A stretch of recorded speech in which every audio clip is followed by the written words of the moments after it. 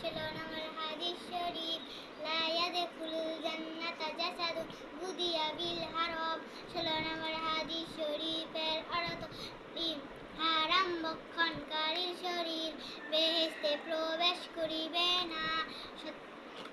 17 নম্বর হাদিস শরীফ বাল্লিগু আন্নি ওয়ালাউ আয়া। 17 নম্বর হাদিস শরীফের অর্থ বলো আমার আমার আমার পক্ষ হইতে একটি বাণী হইলেও পৌঁছাইয়া দাও। 18 নম্বর হাদিস শরীফ মান সামাতা নাজা।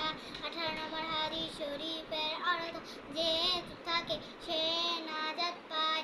19 নম্বর হাদিস শরীফ ইন্নামাল আমালু বিন্নিয়াত।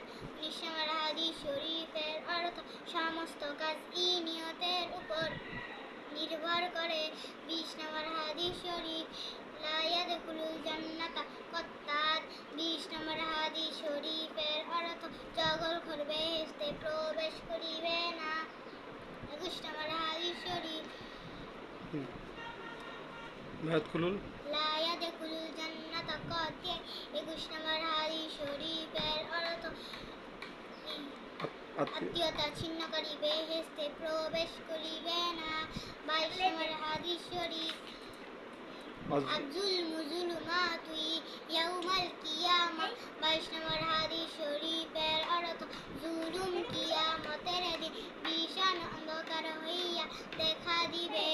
23 নম্বর হাদিস শরীফ আল গিনা গিনান নাফস। 23 নম্বর হাদিস শরীফের অর্থ প্রকৃত ধনী হইল আত্মার ধনী। 24 নম্বর হাদিস শরীফ কুল্লু বিদআতিন দালালা। 24 নম্বর হাদিস শরীফের অর্থ প্রত্যেক বিদআত গুমরাহি বা পথশ্রোতা।